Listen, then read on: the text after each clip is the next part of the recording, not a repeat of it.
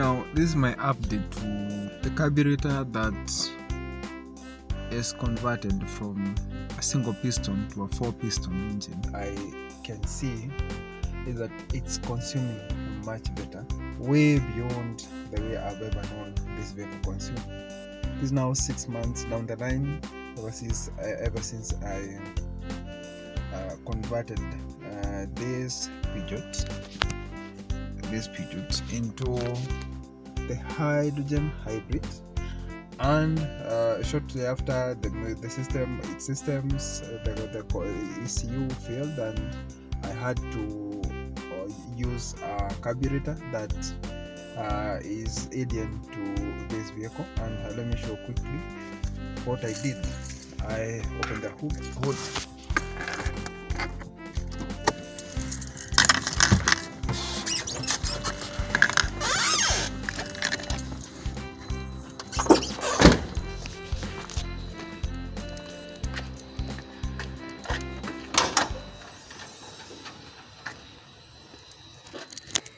So simply what I did is to get rid of the throttle system. Now the first thing will be to remove these throttle bodies, because I want to install something different. Then probably I'll have something close to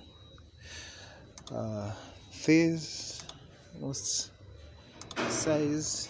Now, having removed the intake, the throttle, this one, what we plan to do is to machine and have an adapter system that will have these 3 points, whereby there will be a perfect fit for this, and then the other end will be fitting on this, but we'll have a provision whereby this, at some point we get a breathing system which will take in some of the air, since as you can see the volume that passes by this versus this is not comparable, has got some difference. So the difference between this and this should come through the breath, but of course you expect to have a bit higher vacuum compared to when we had this. Well, the vacuum would allow the operation would allow that at any one given time the idling would be taken care of by these little holes, as you can see.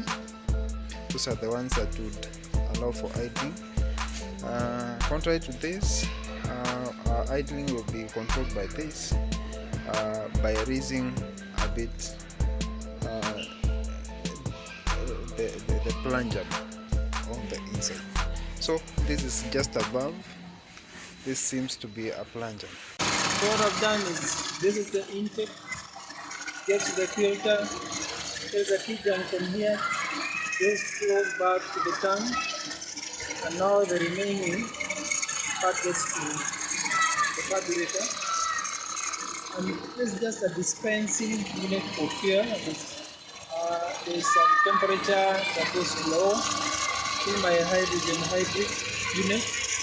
The liquid goes from there, it keeps purging as it adds a little on. So all I'll do is to have this one connected to this, so at least I can have everything in this casing.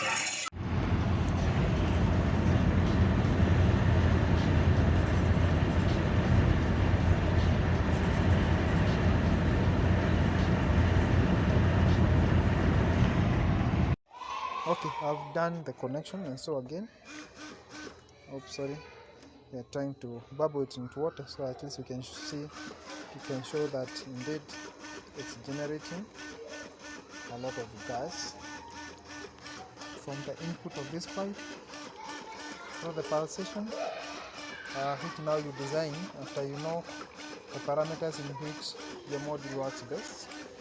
Now the next thing that you need to do is of course design. And if this one is raised and it's at this position, this is the best way to have even higher gas output. There's a test here. Trying to check how to make as many bubbles as possible through the hammering action with the water through this. Most of the time I usually make these units from the house because my investigation is always continuous. This one ensures that the pulses work as they're supposed to, and when we get the pulse from this, should be very short. This pump will push the liquid into the reactor, and then after the reactor the liquid will come back to here, so that it's directed into the engine intake. Advantage of this unit is that it doesn't require much wiring, unlike the hydrogen, the HHO, and all those other things. This one I'll always require power for the reactor, and after the reactor I'll not require, and then the other power will be for this circuit. And of course this is the incoming power, the 12 volts. This is the output for the pump, and this one, as you can see, it outputs to the pump. Of course it uses the MOSFET or an IGBT. For this case I've used an IGBT. So I'm hoping that you understand this concept, especially for those people who've enrolled into my masterclass of making the hydrogen hybrids, and ensure that at all times you provide a quality product that can last for 15 years, because that's the warranties that I always want us to have for our clients. Thank you, and I hope to see you very soon. This is a hydrogen hybrid unit, and it will be customized. There's a new customization for this, but meanwhile we are installing as it is. This holding unit and the reactor now to the intake. You can put it the gases to any point of the intake. They are low pressure. The new one will be coming with a high pressurization at the output.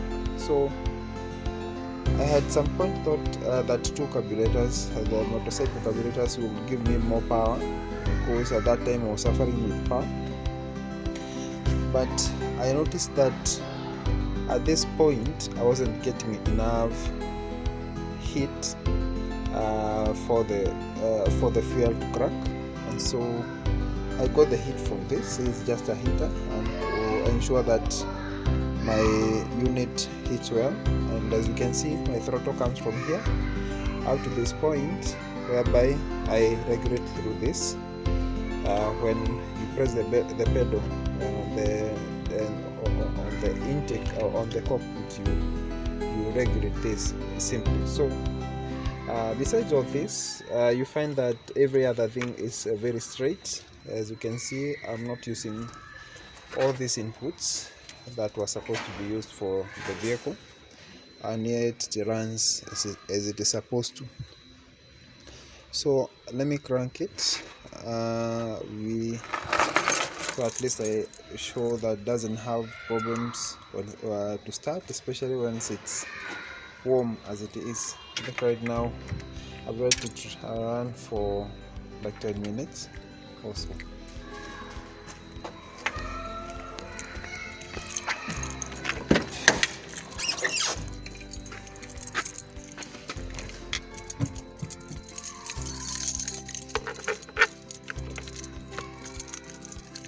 Let me start it. You can see it starts right way up. Now got the ABS problem. It's reporting somewhere here.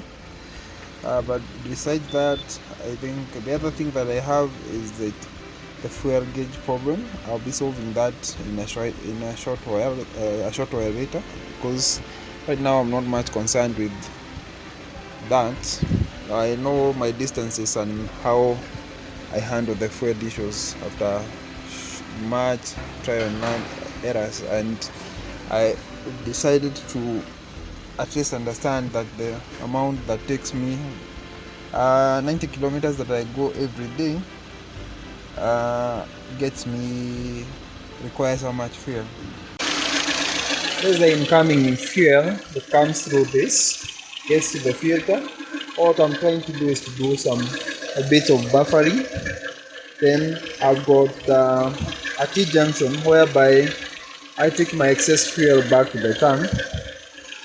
Now from there I reduce my size to ensure that I've gotten just the right amount of fuel getting through this very thin pipe, and then I get around 4 tons on a hot water system that goes to the radiator,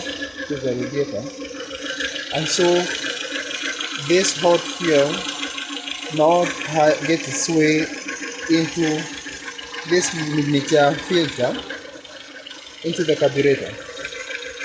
So this system had lots of things feeding.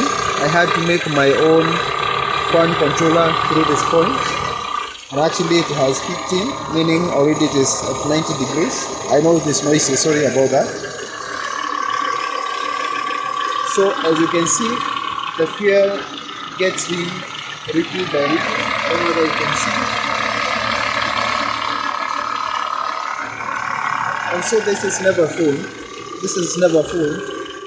Because all what I want is to get very liquid and the rest be the gas. So at least I have the efficiency. The crankcase output, initially it was getting to this one. I decided to get in together with the hybrid inputs, and so that's the way it is going. And so if I accelerate,